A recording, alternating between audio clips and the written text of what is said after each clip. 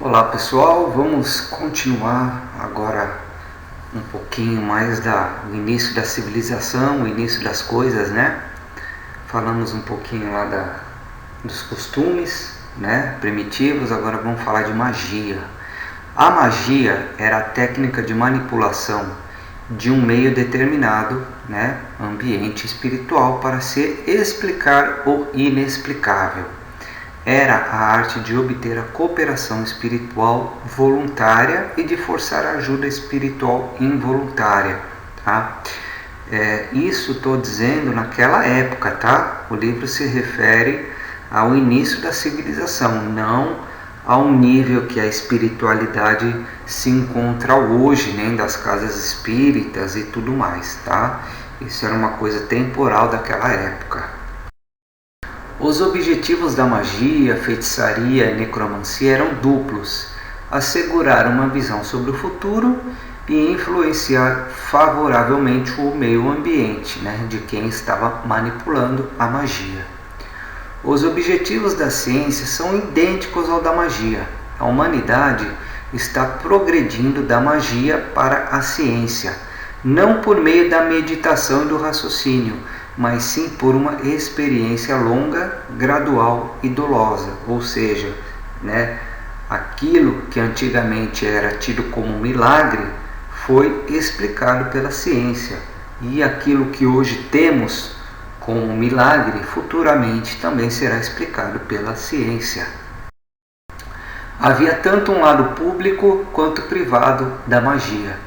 Aquela que era executada pelos xamãs e curandeiros ou sacerdotes para o bem de toda a tribo, e as feiticeiras, bruxos e magos, que exerciam a magia privada, pessoal e egoísta, que era empregada de forma coercitiva a fim de trazer o mal aos inimigos.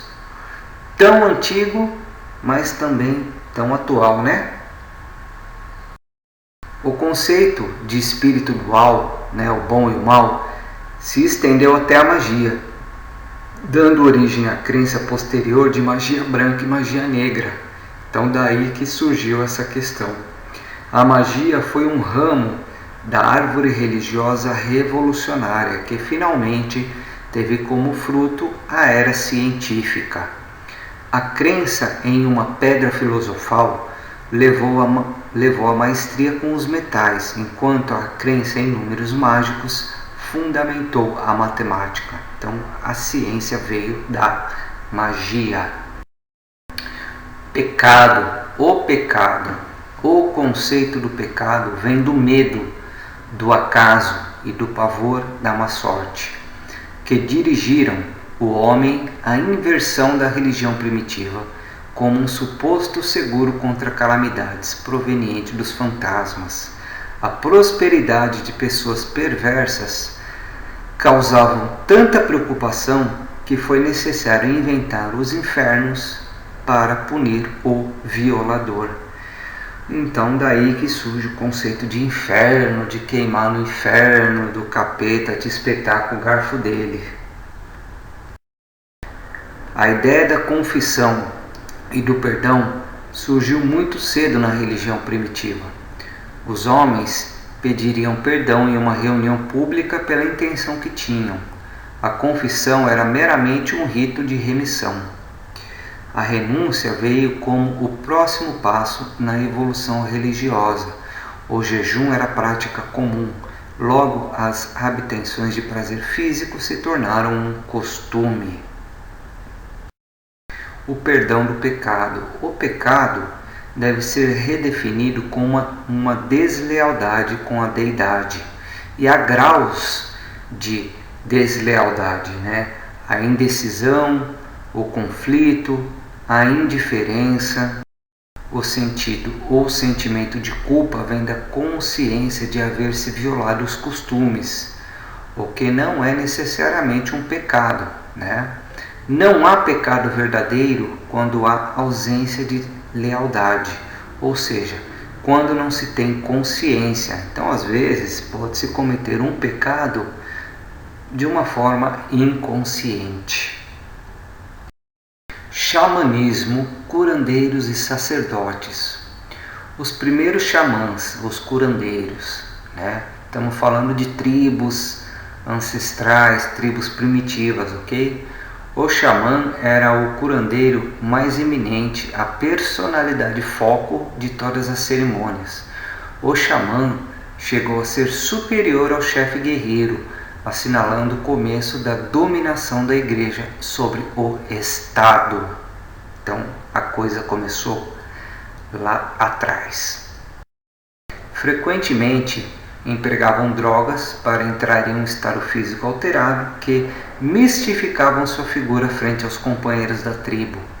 Foi o xamanismo que tomou conta dos assuntos tribais das mãos dos mais velhos e fortes, entregando nas mãos dos astutos e espertos.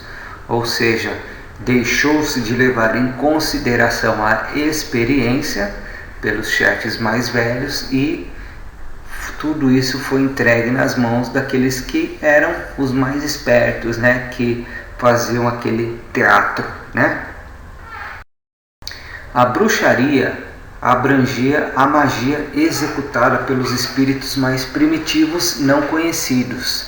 Já o xamanismo tinha a ver com os milagres realizados pelos espíritos comuns e conhecidos.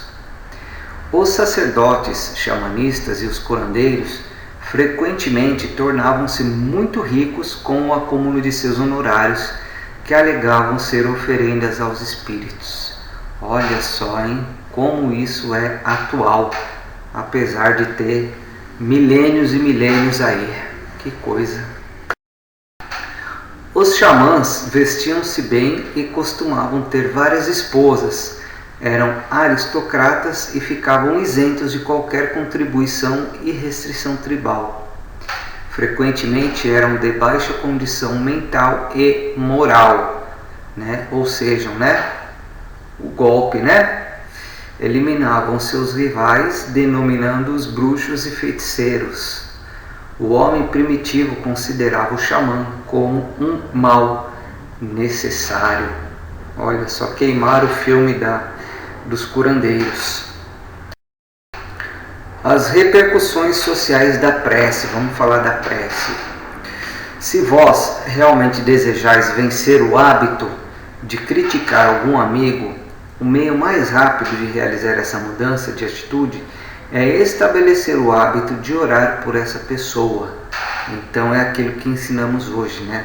Se você quer se livrar de uma pessoa, se você gosta, se você não gosta, se você quer o bem dela, ore por ela para que ela siga o caminho dela, né? E no pior dos casos, não lhe incomode mais. A abrangência da prece. A prece não é uma técnica de cura para doenças reais e orgânicas, físicas, né? Mas tem contribuído muito para a cura de males mentais, emocionais e nervosos. E mesmo no caso de doenças causadas por bactérias reais, a prece muitas vezes tem aumentado a eficácia dos remédios empregados. Então está aí uma grande verdade que nos foi dita, um grande recado do mundo espiritual, né? Não importa a doença, se ela é física ou mental, né? A prece, ela ajuda e muito. A evolução da religião. A religião progrediu desde a infância das raças selvagens, da adoração da natureza ao fetichismo, né, que é o xamanismo, passando pela adoração dos fantasmas. Após a aurora da civilização, a raça humana despertou crenças mais místicas e simbólicas. Agora a humanidade está ficando pronta para o reconhecimento da verdadeira religião. As dádivas da revelação. Houveram muitos acontecimentos de revelação religiosa, mas apenas 5 deles foram os mais significativos. Isso desde a criação, da origem da vida aqui Urântia, ok? Então temos os ensinamentos dalamatianos, que é o verdadeiro conceito de primeira fonte e centro, promulgado pelos 100 membros da assessoria corpórea do príncipe Caligástia, ou seja, aquilo que explicamos nas primeiras aulas, o conceito de Deus, deidade, ilha do paraíso, criação dos universos, criação das raças, ok? Mesmo assim, tendo a questão da rebelião, antes da rebelião acontecer, Lúcifer e o príncipe planetário nosso Caligarte, eles fizeram a lição de casa e ensinaram muitas coisas, ok? Aplicaram muitas coisas que eram do projeto inicial. Durou por mais de 300 mil anos até a ruptura pela rebelião. Então, né, acabei de dizer aí, tá certo? Então eles realmente até que fizeram certinho algumas coisas. Depois, os ensinamentos edênicos de Adão e Eva, né, retrataram uma vez mais o conceito do Pai Universal de todos os povos evolucionários. Apesar da falta adâmica, a pisada na bola de Adão e Eva, eles vieram com um projeto, né, e implantaram grande parte desse projeto. Então esse é o segundo conceito. Porém, a dissolução do primeiro Éden interrompeu o curso da revelação adâmica antes que ela tivesse começado de fato, né? Então, infelizmente, não deu para aprender tudo. Depois veio Melquisedeque de Salém, né? Conhecido como o Sábio de Salém. Esse filho emergencial inaugurou a terceira revelação em Urântia. Seus preceitos cardinais foram confiança e fé. Seus ensinamentos gradualmente se misturaram às crenças das várias religiões evolucionárias e finalmente resultaram nos sistemas teológicos que perduram até hoje. Mais para frente nós vamos falar sobre essa figura, esse filho Melquisedeque, né? Ele veio para tampar o buraco deixado por Adão e Eva, que tiveram que partir antes da hora. Então, como eu disse antes nas outras aulas, ele veio para ficar naquele abismo que existe da partida do Adão e Eva até a vinda de Jesus. Jesus de Nazaré, Cristo Micael, apresentou o conceito de Deus como o Pai Universal. A essência de seu ensinamento foi amor e serviço, servir seus irmãos, pois assim estariam servindo ao seu próprio Pai. Essa era a essência da mensagem de Jesus.